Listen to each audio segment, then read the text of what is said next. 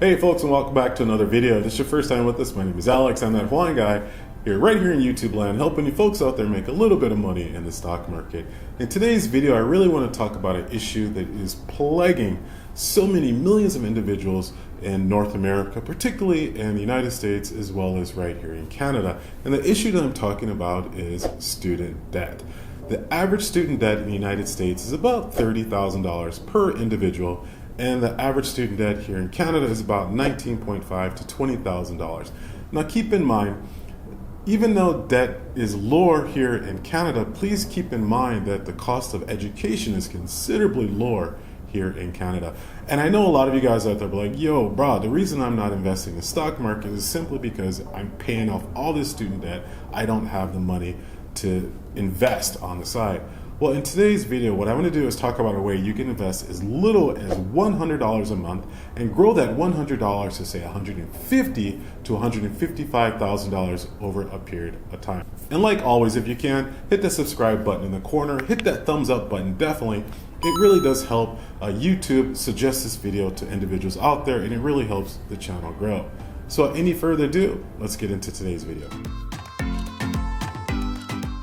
Alright guys, let's get right into it. So to all of those millions upon millions of individuals that are burdened with student debt, I feel you.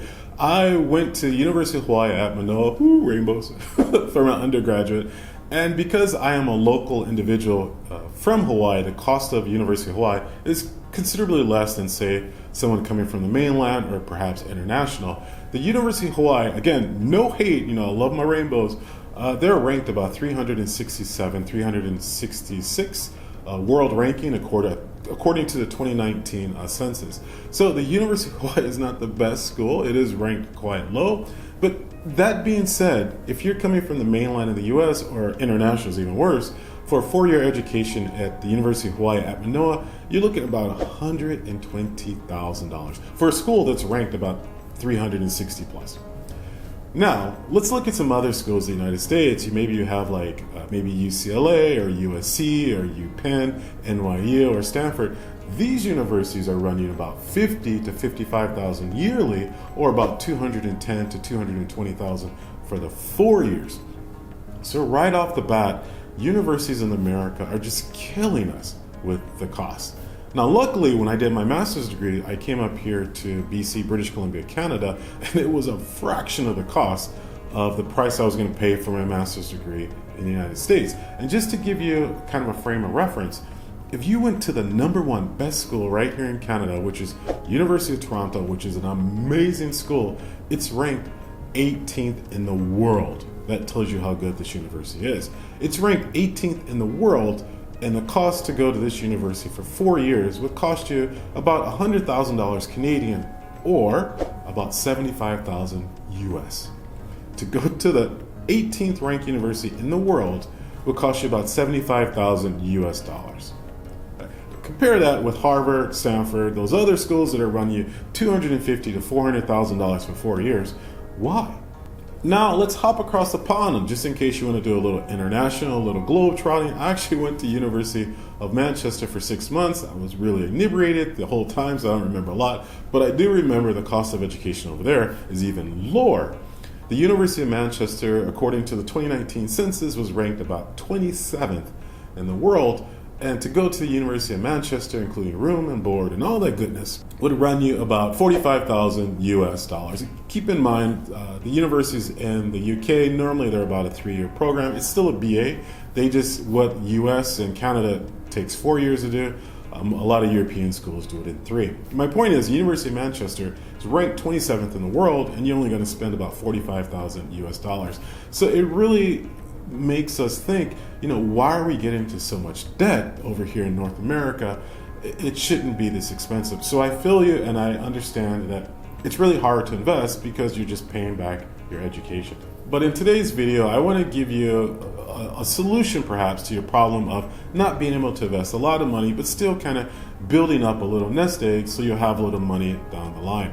Now, the information I'm going to give you today, of course, I am by no means telling you hey, go out and buy these stocks, you're definitely going to hit 150,000 over a period of time. I think you actually make more than that, but I'm not telling you guys to go out and buy these stocks. What I'm doing is giving you food for thought for some great companies that can help you build wealth over a period of time. I want to give you 3 different stocks to take a look at. These stocks are part of the S&P 500 ETF, and the company that I really do love, and I have a lot of conviction in this company, is Vanguard. And the tickers I want you to take a look at, the first ticker is VOO, the second ticker is VFV, and the third one is VSP. These are all Vanguard S&P 500 ETFs. These are really great ETFs, and again, you're culminating some of the best companies in the world, like the FANG stocks, of course, Facebook, Amazon, Apple, Netflix, Google, also Tesla. There's a lot of companies in these ETFs.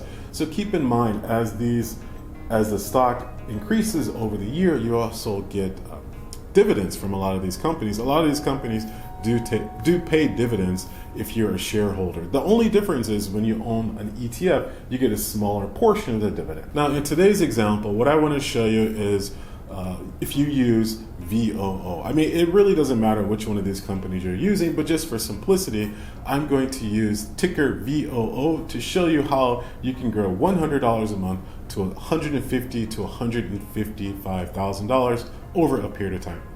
Now, when I took a look at VOO or Vanguard, their average annual return is about 13.9% over a 10-year time period.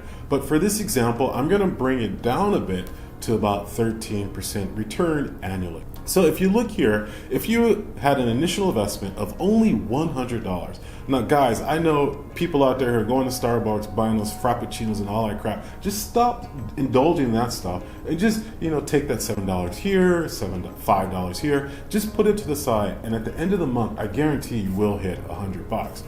So in this example, we're gonna have an initial investment of $100. Now we set the rate of return, we're gonna bring it down to 13%. This is gonna be a few numbers. I promise I'll try to keep it as simple as possible. So we're gonna make an additional contribution of $100 every month diligently. We're gonna put 100, of course if you put more, the equation would be considerably higher, but we're going to stick with the $100 a month. Now, of course, you have to consider inflation because inflation is just part of our everyday life, and we're going to put in a 2% inflation. Sometimes inflation is more, sometimes it's less, but we're going to put a 2% inflation. And of course, the government wants their money, so we're going to say we're going to pay 28% in taxes, in income taxes. Now, we're going to do this for 25 years. Before you guys start yelling at me and throwing a lot of hate mail, a lot of people are going to say, yo, Alex, I might die tomorrow.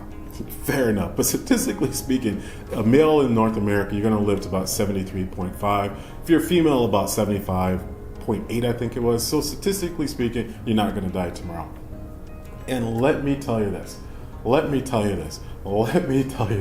There is this thing called compound interest that they really never teach you in school unless you get to higher education and teach econ, or if you learn econ, you never learn about compound interest.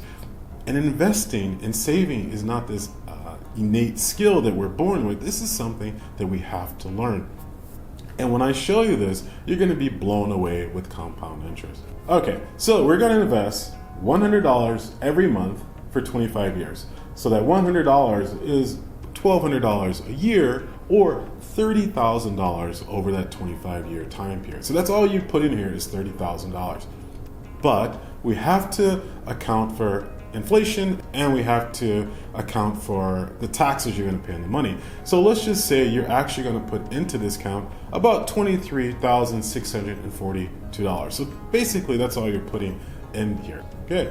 Now, in simple earnings, again is like dividends. If you have stock in Apple, if you have stock in Tesla, these guys are giving you normally tech companies don't give a lot of dividends because they're more a growth, but you are going to get some dividends from some of these companies, which is where you're going to see the simple earnings plus a few fees and so forth here and there.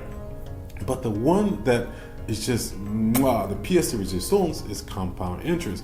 And if you look at this, around year 15 is where you really see things start to pick up. But the amazing thing is once you hit around that 2021 year time period is when compound interest just takes off. It gets to the point where even though you're only investing, say, $1,200 a year, you're actually going to be earning maybe $2,400 to $2,500 a year just because of simple earnings and compound interest. These two things, it takes time to build, but once they build, it just explodes. And I'll try to find an interview by Warren Buffett where he was talking about where he didn't become a billionaire until like the age of 65 or 70, because what it was, he started investing when he was, I think it was 14 or 13 or 14, but over the years that compound interest kept building and building and building, and I think he said once he hit 65 is when he hit his first billion, but then after that it just started skyrocketing.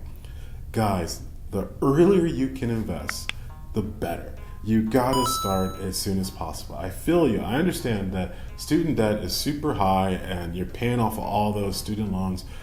Just take one. I mean, if you only have $50, it doesn't matter. Put $50 aside, no matter what you have. Find a great ETF, a great index fund. Invest a little bit and just keep investing little by little over a period of time. I promise you, 20, 25 years later, you're going to be so happy you did this. Now, here in this example, I'm only showing you $100 a month, but of course, as you get older, you're going to add more and more and more. There's an equation that time plus patience equals profit. I know you have a lot of debt. I know you have a lot of student debt, but trust me when I tell you, if you can, put a little bit of money into a great S&P 500 and let the money work for you. Put a little pause on the fancy shoes, on the Gucci shirts, on the fly cars, whatever you have. Start saving for your financial future now. Believe me, you will not regret it. I hope this video helped you guys out. Again, this information really might help some of those younger individuals who just graduated college and they have a lot of financial debt and they don't really know what to do. If you can, spread this information to those guys. It really might help them out. And like always, until I see you next time, aloha.